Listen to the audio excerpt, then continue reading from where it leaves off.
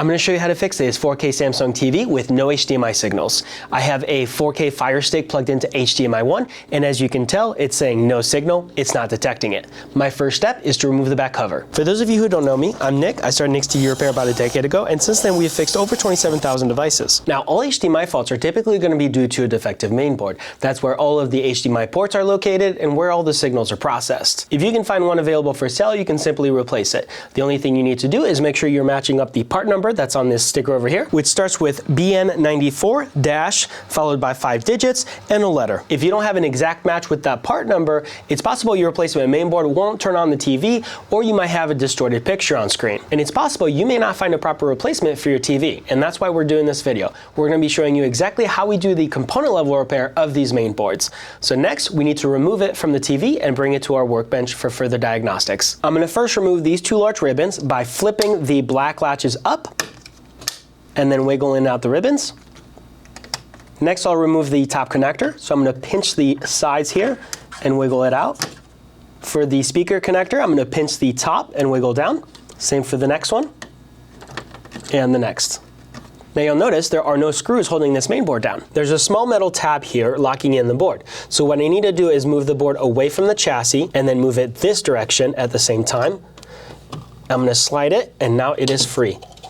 My first step to diagnose these types of Samsung mainboards is to use the multimeter to check for shorted components. Now with the board in this orientation, I'm going to be focusing on this bottom left corner of the heatsink. And more specifically, we're going to be focusing on D203, which is this diode, and this capacitor, location ID C276. Now, these 2 components actually never fail shorted. However, they are in line with another component, which when that one fails and shorts out, it does create a short for that diode and capacitor. These 2 are just a little bit easier to do a measurement on. With my negative lead on the bottom and my positive on the top, we're going to take a measurement, and we're reading about 21 ohms. I'm going to swap my leads, negative on top, positive on the bottom, for the capacitor, and we get the same reading, about 21 ohms. All right, I've just swapped the board out with a known working one so we can get a comparison measurement. A good working board, that diode is measuring 3.24 kilo ohms, so that's thousands of ohms, and I'm assuming the capacitor is going to have a similar reading. Same thing, so we have 3,240 some ohms. So this does confirm we indeed have a short on this circuit board, and the component that is in line with both the diode and capacitor is the processor chip underneath the heatsink. What this means is in order for us to properly fix this circuit board, we are going to have to replace the processor chip. So we'll go ahead and do that next. First, let's remove the heatsink. If you've gotten any value from this video so far, make sure to hit the like button. For the heatsink removal, we'll flip the board over to the back side. We'll zoom in a little bit on these clips, and using my needle nose pliers, we're going to go ahead and pinch and push them through. We'll go ahead and do that 3 more times.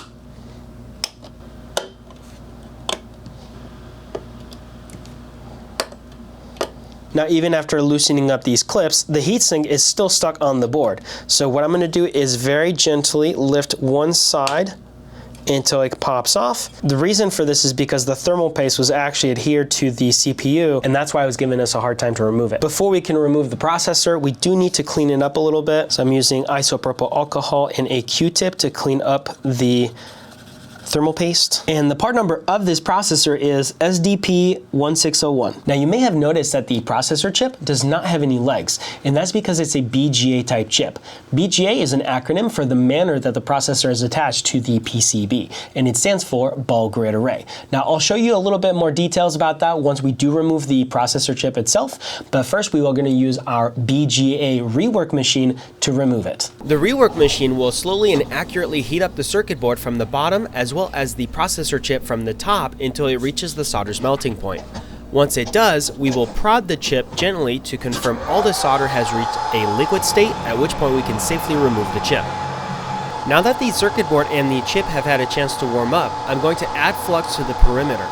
Waiting for the board to warm up allows the flux to get pulled under the chip.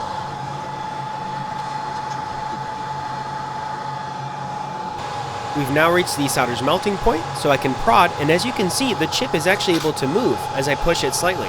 This confirms that the solder has reached a liquid state, so now I'm going to attempt to remove it, and either I didn't clean off enough of the thermal paste or I'm not getting a good grip off the die, so I ended up having to remove the chip from the substrate.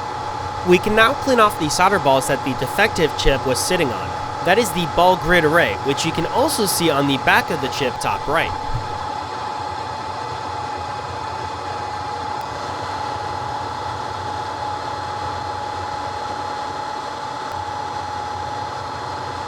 We are using 99.99% isopropyl alcohol to clean off the burnt flux residue.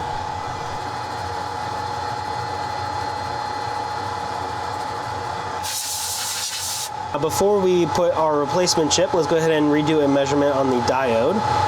And we're getting very high readings here, and that's because the processor is removed. But the important thing is our short is gone. Let's do a check on that capacitor. And same thing, we're getting a very high reading.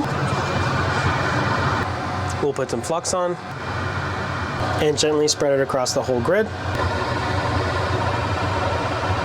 We'll place our replacement chip.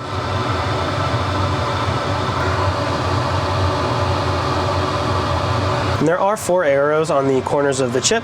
It is properly lined up now, so we can go ahead and get it set up to install and attach the chip now.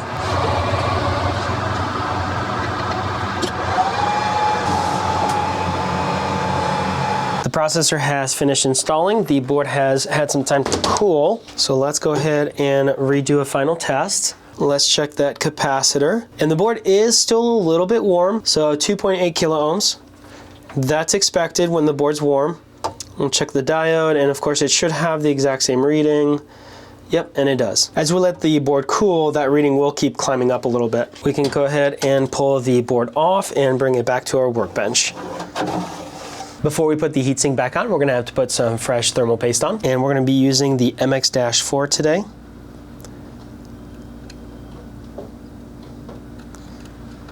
We're going to spread it on both dies, of course.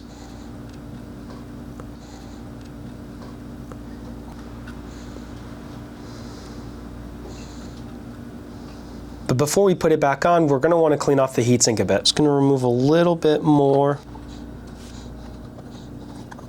And we're going to do the same to the smaller die as well.